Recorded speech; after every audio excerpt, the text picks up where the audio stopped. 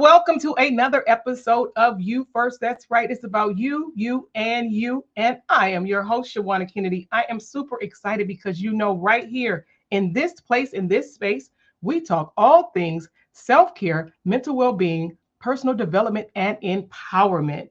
I often share the story about how life snuck up on me, but I guess I should say it didn't sneak up on me. I wasn't paying attention. So much so that because of doing things and trying to balance life, because you already know life be lifing, and life was lifing and trying to tell me, but I'm busy, right? I'm a mom, I'm married, right? I'm an entrepreneur, business owner, and was not paying attention to the things that was going on within me, on the inside of me. That led me down this self-care, mental well-being journey for better awareness in the things that I need to be paying attention to mentally, physically, and spiritually. In this space, in this place, along the journey, I was then led down the path to then share that with other people who I knew possibly was going through the same thing. I say it was before all things pandemic and the world shutting down, because I was doing this before that was a thing. It is the importance. And when you have the ear of other people and people lean and pull on us, right? You're probably one of those people that people pull on. And sometimes we don't have a place where we can kind of talk it out, right? But I want you to know that this is that place. And in this place, because we talk about mental health, because I'm definitely an advocate for mental health, we bring in experts. I'm freaking excited over here. I'm hippopotamus happy that I have a young lady. I have someone that is a professional that is in the house today that we're going to get into this amazing conversation. So if you bear with me, we will have who? Dr. Faith Brown right after this. Welcome, Dr. Faith Brown, a dynamic counseling psychologist, performance strategist, business mentor, and author. Dr. Brown is the founder of the Brown Wellness Group in New York City, addressing the mental health needs of physicians. Her notable works include her book, Burnout: The Gift, and establishing the Performance Academy to train medical students in leadership and professional resilience. Renowned for her role as a psychologist for the NBA PA in New York, and her extensive consulting work in the financial sector. Dr. Brown is an established speaker on topics like physicians' health, women empowerment, and workplace collaboration. Join us in welcoming Dr. Brown to You First, where her expertise promises to enlighten and inspire. Woo! Hello, welcome, Dr. Brown.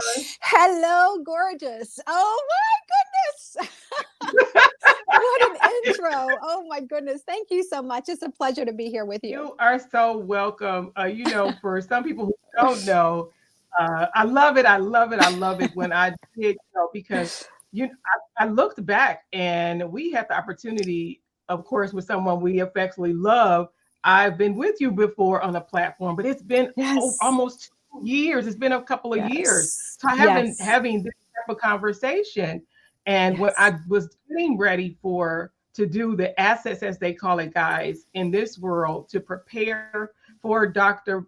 Brown's presence today, I said, what could I pull together? Because some of you don't know, yes, it is Kennedy Media that does all the graphics, all things graphics for the You First show. And I was pulling together pieces, and I found a few things that I did like. So you guys couldn't see her face in the green room, right? And so it does my heart good to see that. Yes. Today you did your homework. You did your homework. Oh my goodness. I went, who is that? Who is that? Right. It's amazing. And that's the thing when we think about self, we should occasionally, and I'm going to ask each of you too, to someone that you know, not just like, but that you love, and even a colleague, how do people see you? How do people see you, whether it's individually, whether it's personal or professional? What are people saying when they see you? When they go to pull things, right? Because we know we all have things out there about ourselves, because it's about you first. What is it that people can see about you? That's why I love the conversation that we're going to have today about trying to master the art of balancing, because I know that could be, it's really, we say balancing, but we know we have a professional in the house, and Dr. Faith is going to tell us that I guess in some cases it's really not about balancing. It's probably about more of harmony. Yeah, right? Of course. Yeah, yes. You see that she's already nodding. So first things up now, outside of the intro, what is something that we don't know about you?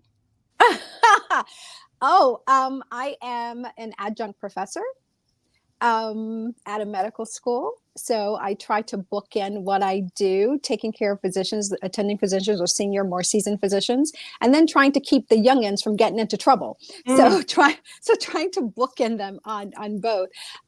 Probably that I'm a daughter of the South and from a family of 5 girls. So the one thing that I know how to do is one, really be a sister, in all of its forms. And of course, with that comes this balancing act, right? I'm the middle of 5 girls. So Ah, that's about balancing those relationships and how do you get along? And, when one person wants to do one thing and another wants to do another, how do you balance all of that? So, yeah, I think that's quite apropos for the conversation upon I which we're love it embarking because today.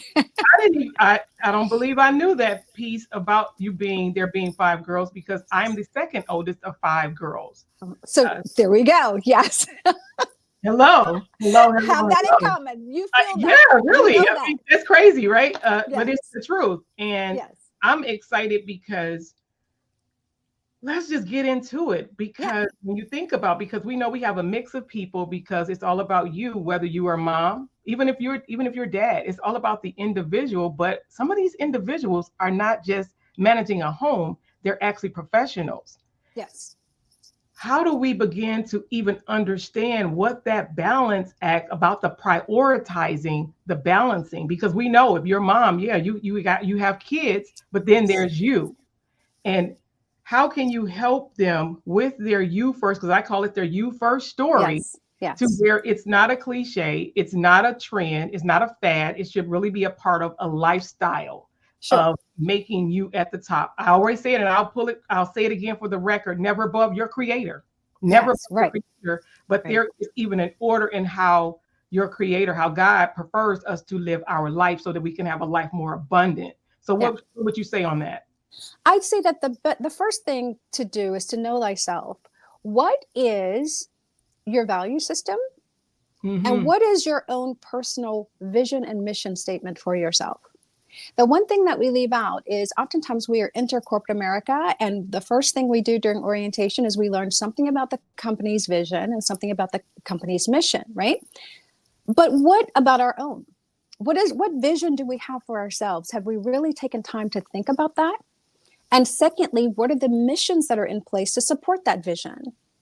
And then let's talk about our value system and then the creed that goes along with that, because that's the foundation upon which we build our lives.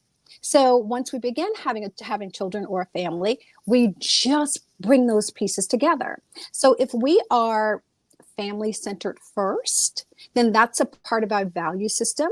So as we then walk out of our homes into corporate America, then we know what we need to be at home, do at home first, because the value is family centered first, right? And then go into corporate America or doing our jobs.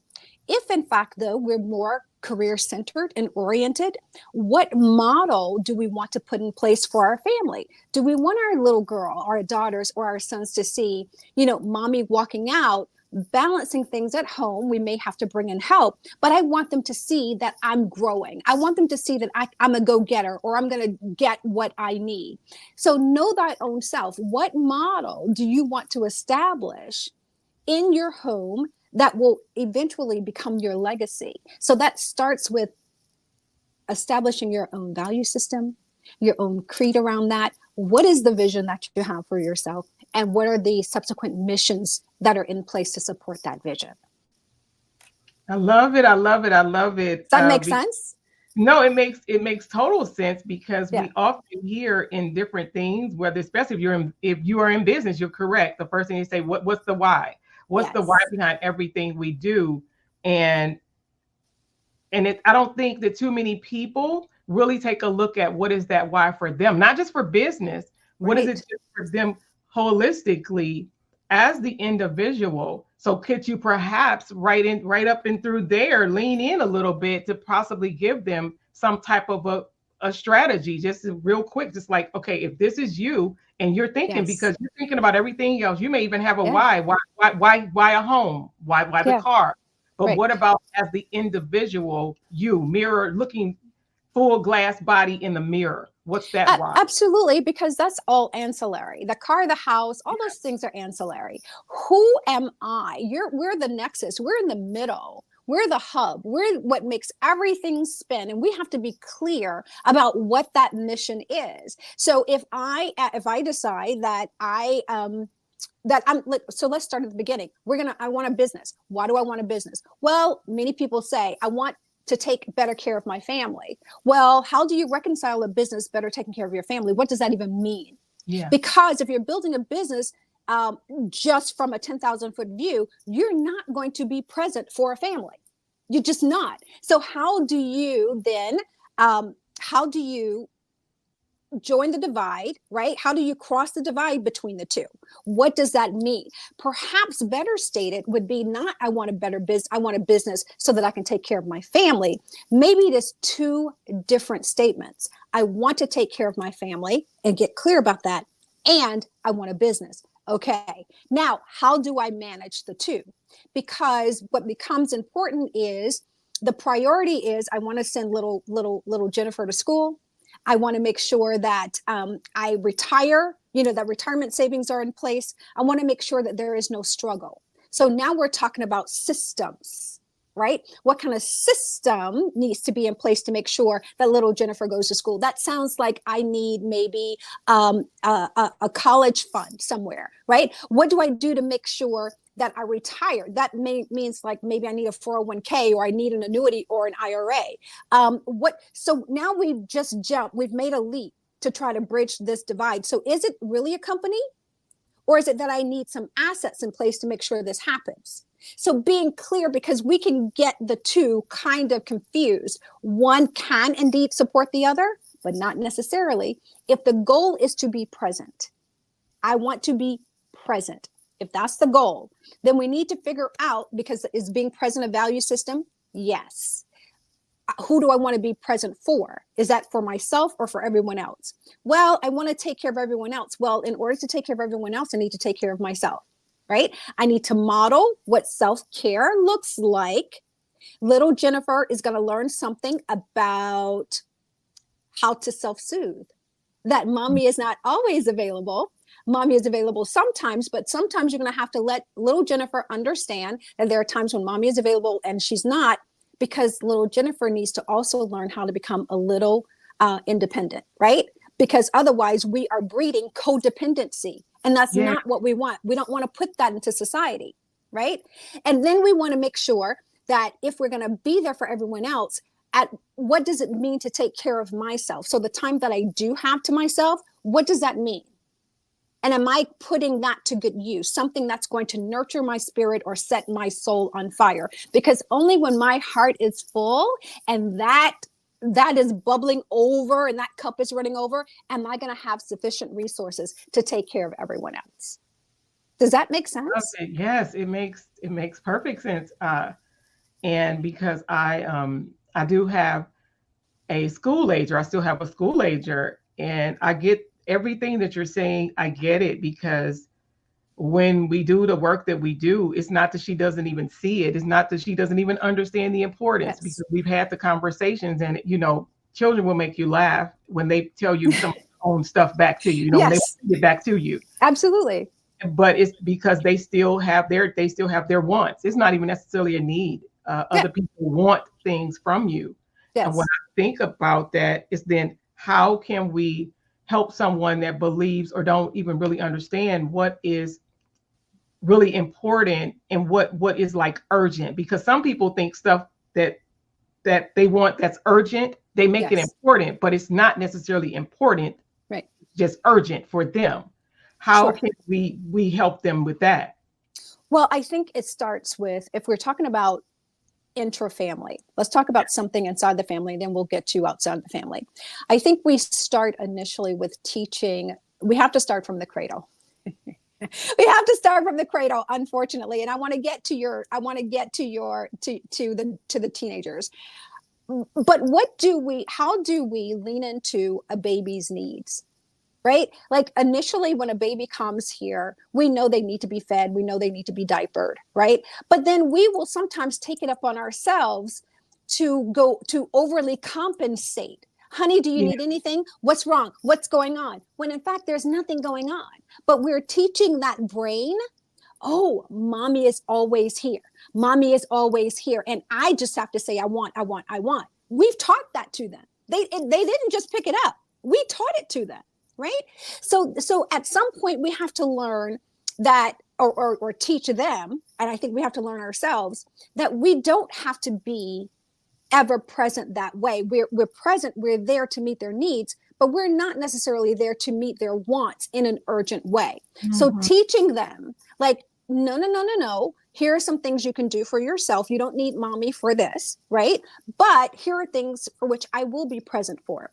That comes with making sure that in all those moments, when we are at work, we're fully present. And when we're home, that we're fully present to explain those things, to experience those things with them. And as a matter of fact, depending on the age of the child, it's important sometimes to bring the child along with us in the workspace to say, I want you to just understand fully what mommy does. So when I say this, you'll know exactly what's going on, right? And then we will get to whatever your needs are. If it's urgent, pardon me, if it's urgent, mommy is going to always be there. But sometimes there are times when I can't be, and we will get to it. Your needs are not going to go unmet. So we do have to teach children that there are some things that are urgent, pardon me, and there are some things that are maybe a priority to them that is not, that the sky is not going to fall if it doesn't happen right now. And that's the litmus test for us adults as well as the children. If this doesn't happen right now, is the sky going to fall? Yeah, but now, if the sky is not going to fall. But the sky, we believe the sky is falling. What are you talking about? Yes, the sky is falling. So tell me about it. So tell me about it. So tell me about it. And that would be my next question. Right. Tell me about your sky falling. Tell you about the sky falling, because then it's all the things. It's all the things, because you're right. They're doing it with the little ones, and then we have to retrain. Right. We have to retrain, because I could speak for me having adult children as well as a minor, there's a big difference. The way that I raised them versus how me being able to be more present with my youngest. I've been more present with my youngest, being able to have a home office with my youngest.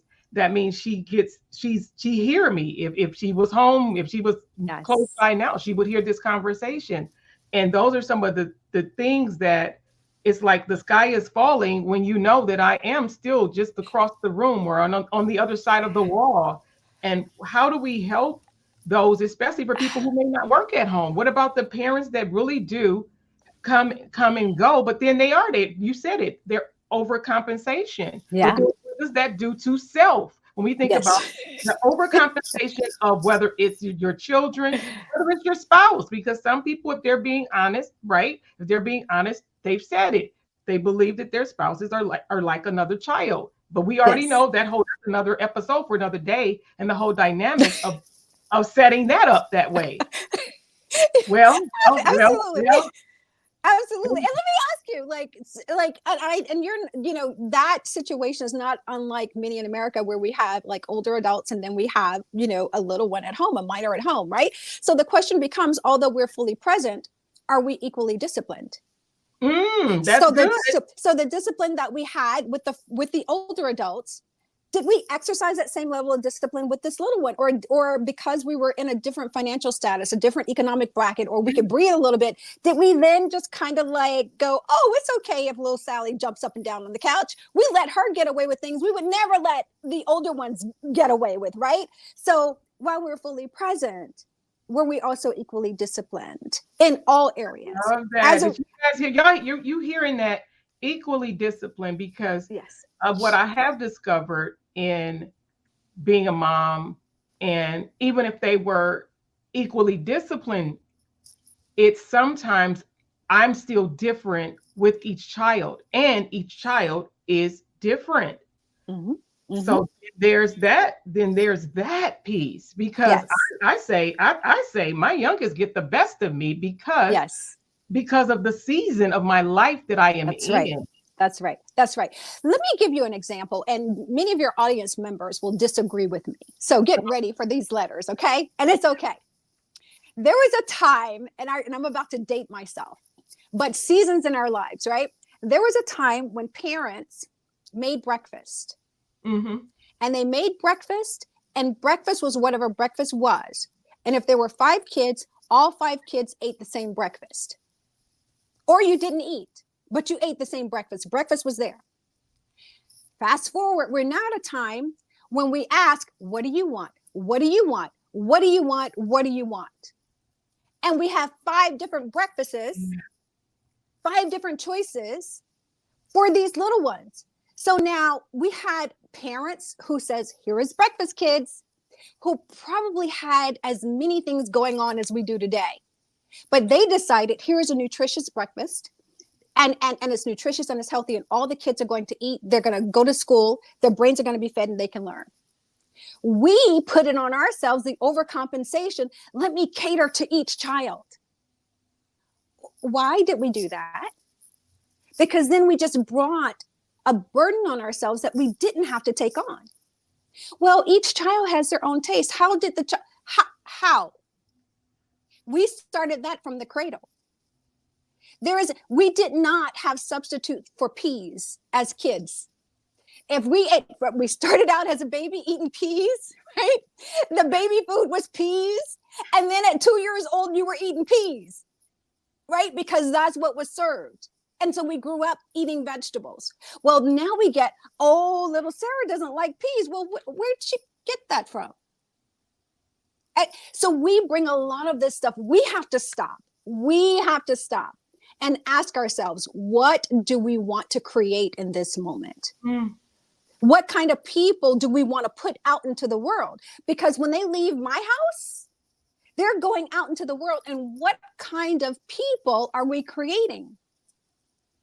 What kind of members of society are we putting out there? Those who are going to be equally picky, where nothing satisfies them, right? Or they're going to find something wrong and then they're going to duplicate what they've learned.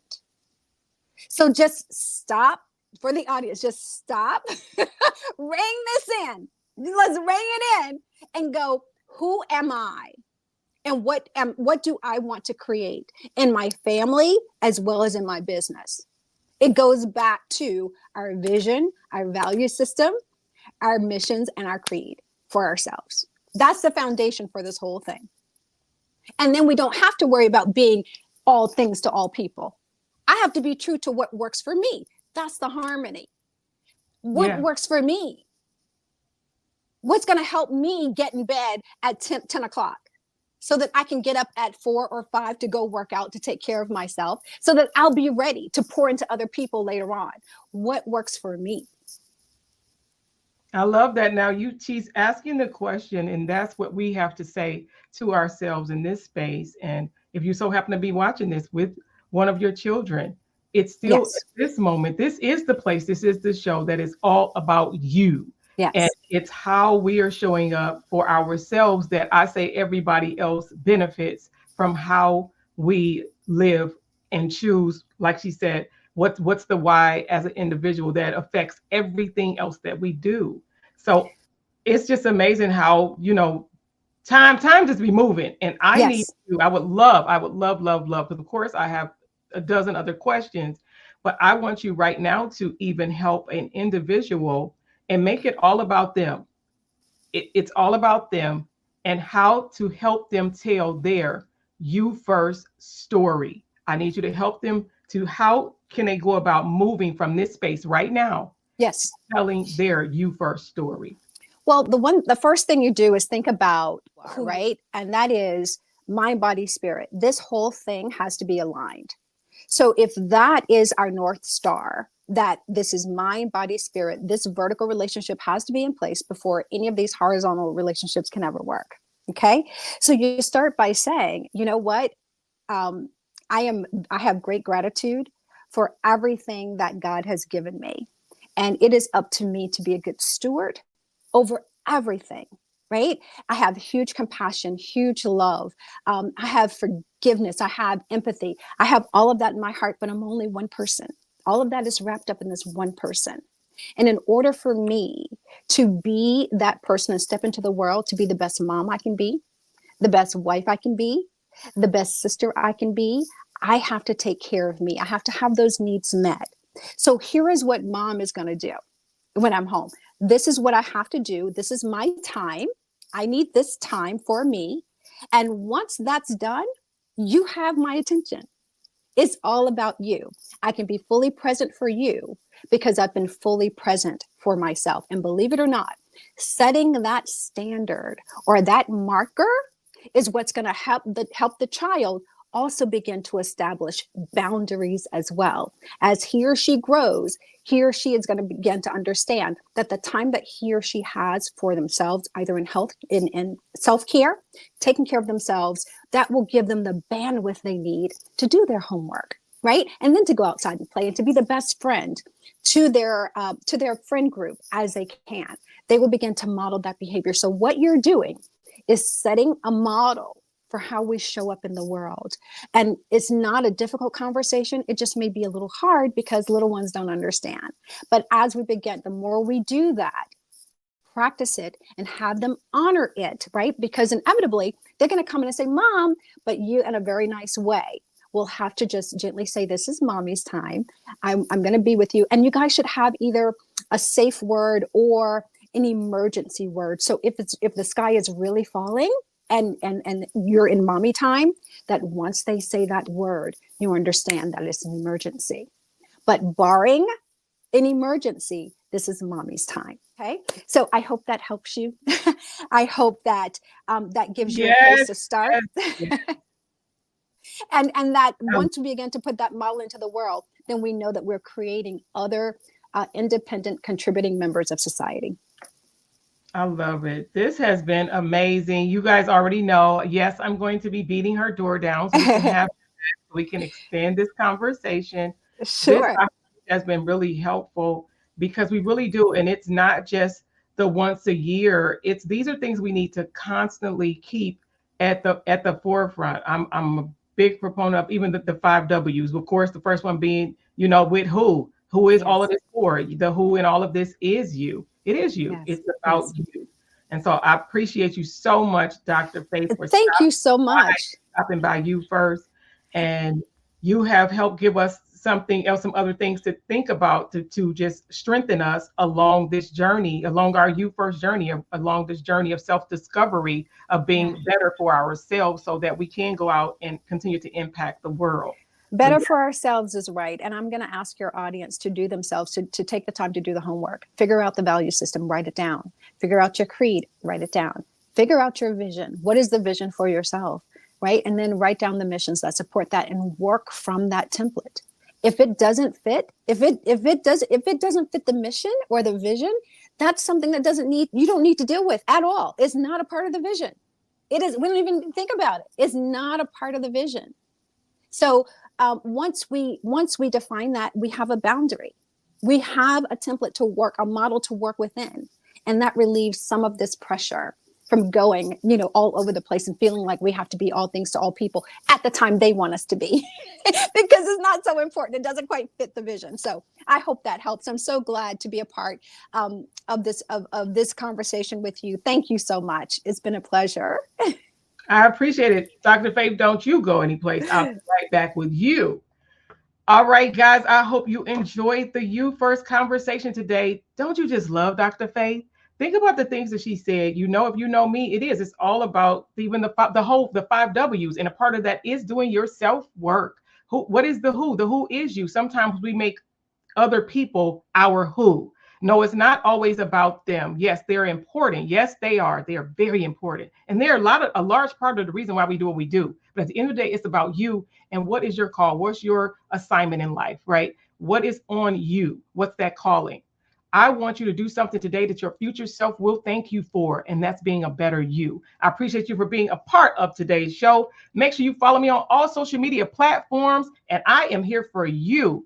Don't forget to like and subscribe, and I'll see you guys on another episode of What? You First. Bye for now.